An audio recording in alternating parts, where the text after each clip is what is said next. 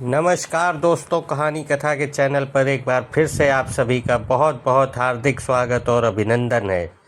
दोस्तों, हमारे चैनल कहानी कथा पर एक बार फिर से हम हाजिर हैं अपनी एक नई कहानी को लेकर, जिसका शीर्षक शापित आत्मा की मुक्ति की कहानी। दोस्तों, ये कहानी अगर आपको पसंद आए तो हमारी कहानी को लाइक करें, हमारे चैनल को भी सब्सक्राइब करें और अपने सुझाव हमें ज़रूर से ज़रूर दें। कहानी पर आते हैं दोस्तों। नवरात्रि का समय था, चारों तरफ देवी के भजन गूंज रहे थे। मध्य प्रदेश का एक पूरा छिटोहा गांव इस त्योहार में डूबा हुआ था। हर घर में दीपक जल रहे थे, मंदिरों में पूजा पाठ हो रहा था और लोग देवी माँ को प्रसन्न करने के लिए व्रत और उपवास कर रहे थे। नवरात्रि की नवमी की रात थी। आसमान में चांद चमक रहा था और ठंडी ठंडी हवाएं गांव के हर कोने में खुली हुई थीं। गांव के बाहर एक पुराना मंदिर था जो कई पीढ़ियों से वहीं खड़ा था। उसी मंदिर के प्रांगण में हवन का आयोजन किया गया था। मंदिर के आंगन में हवन कुंड की अग्नि धधक रही थी।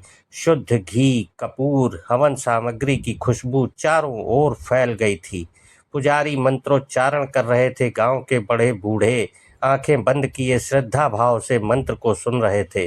माहौल एकदम पवित्र था। फिर भी उस रात में कुछ अलग सा एहसास था जिसे हर कोई महसूस कर रहा था लेकिन कह नहीं पा रहा था। हवन कुंड के सामने एक बुढ़िया बैठी थी।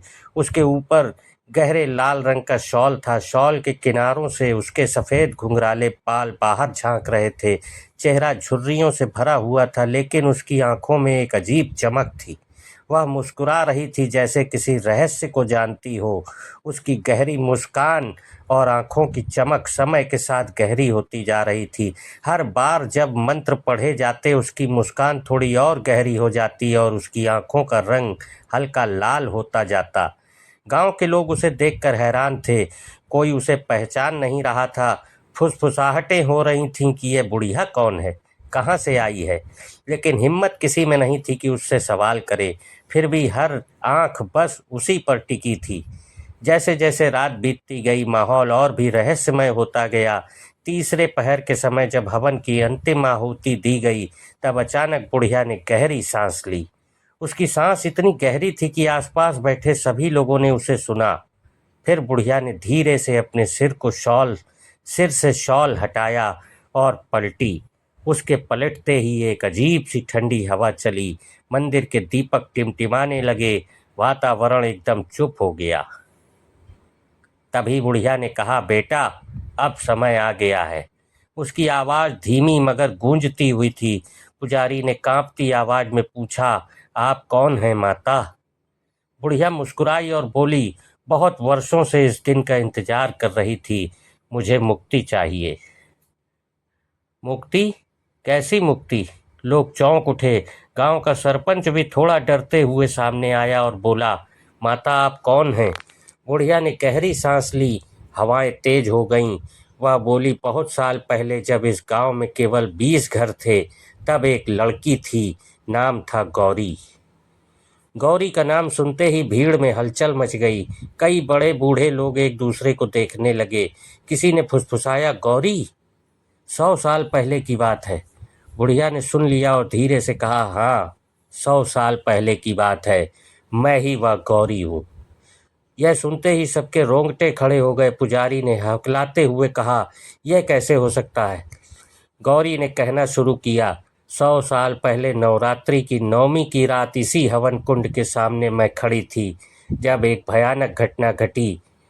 कौन सी घटना? किसी ने कांपती आवाज में पूछा। गौरी ने सिर झुकाकर धीमे स्वर में कहा, राक्षस का आगमन। राक्षस का नाम सुनते ही सभी लोग सहम गए।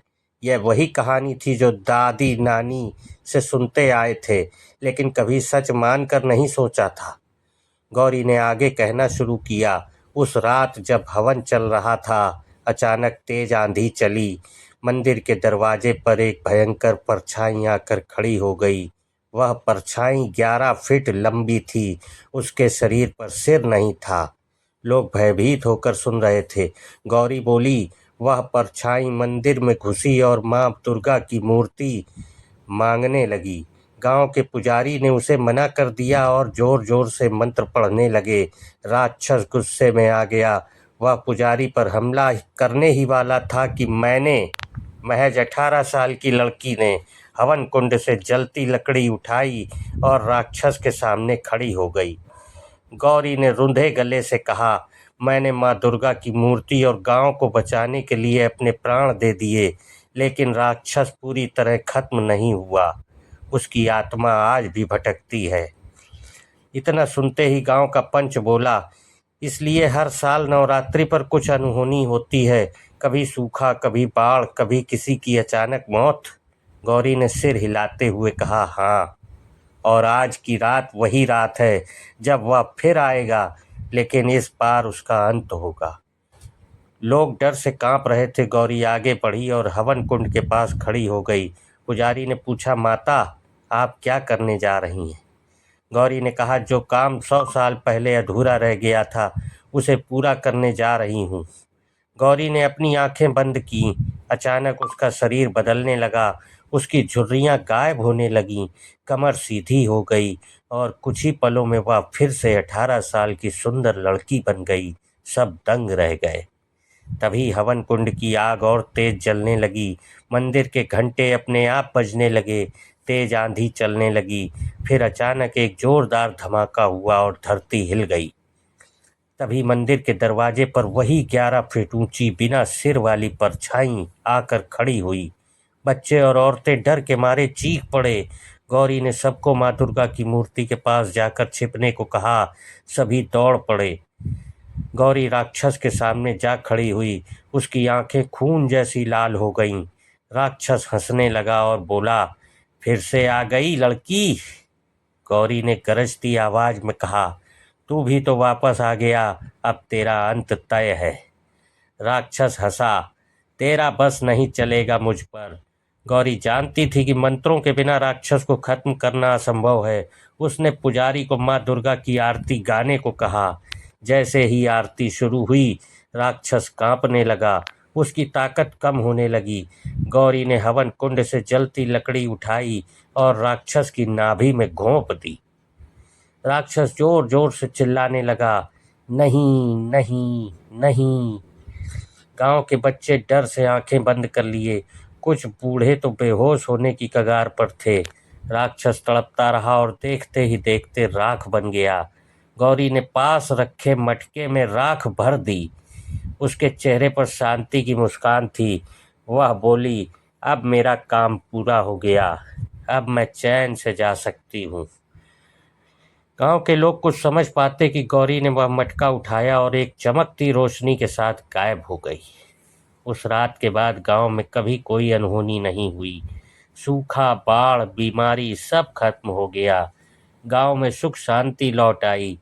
साल दर साल बीतते गए, पीढ़ियां बदलती रहीं, लेकिन नवरात्रि की नवमी की रात जब पुराने मंदिर में हवन होता है और माँ दुर्गा की मूर्ति के सामने दीपक जलते हैं, तो गांव के लोग महसूस करते हैं कि कहीं न कहीं गौरी की शक्ति अब भी उनके साथ है। यह कहते कहते गांव के पंच की पत्नी दुर्गा देवी अपनी छोटी बेटी गौरी के सिर पर हाथ फेरती हैं और मन ही मन माँ दुर्गा से आशीर्वाद मांगती हैं कि गांव पर हमेशा उनकी कृपा बनी रहे। दोस्तों, ये कहानी यहीं समाप्त होती है और हम आशा करते हैं कि माँ दुर्गा की आशीर्वाद आप सभी पर भी बना रहे। धन्यवाद। आज की कहानी समाप्त हुई।